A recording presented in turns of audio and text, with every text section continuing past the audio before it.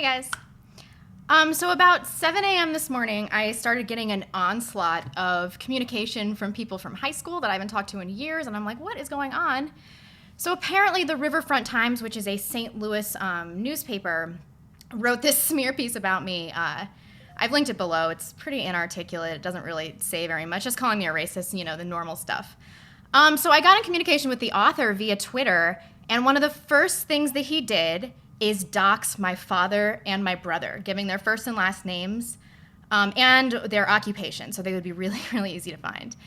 So I don't have a problem with people coming after me. People come after me all the time. There is not like a day that goes by that I do not get a threat, like a violent threat from a black person.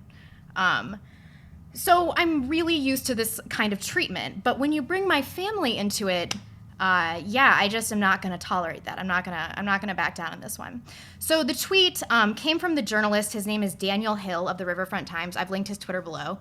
And it said my father's first and last name, my brother's first and last name, and their occupation, and then my first and last name. This is a journalist for the Riverfront Times. I can't even believe that's who doxed me. Because this is really disappointing. I said a lot of true things about St. Louis, why I left. And the response, instead of discussing the issues that I brought up, the litany of problems with St. Louis, the crime, the government dependence, inner city busing, instead of discussing these things, it's like, who is this bitch? Let's out her, and then let's go after her and her family. And this is just the mentality of the left. If they don't like what you're going to say, they're first going to call you a racist. They're going to say you're a bad person, that you're unworthy of anybody listening to you because you're a racist. And if that doesn't work, which it doesn't, it never works on me, they're going to do a character assassination. So that's fully what I expect next, because the author was kind of trying to get people to dox me and to ask about me and things like that. And so I was expecting that. But I did not expect him immediately to go after my family. And really don't appreciate that. That's just, they didn't do anything. You want to come after somebody? Come after me. Come after me. I'm not going to have my family doxxed by a St. Louis magazine because you're mad that some things that I said that were true hurt your feelings. So I just want to tell you guys this little story. I'm still kind of amazed. The Riverfront Times, it was always kind of like a shitty magazine that people didn't really take seriously, or newspaper. You'd see it like outside of bars and things like that.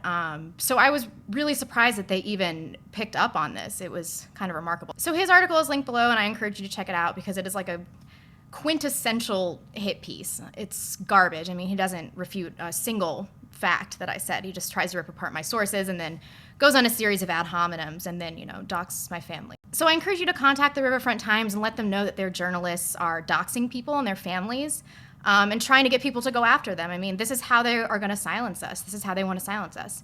They'll come after you first, and if that doesn't work, like it's not going to for me, then they'll go after your family. And that's really what this guy, Daniel Hurst, this journalist, wants.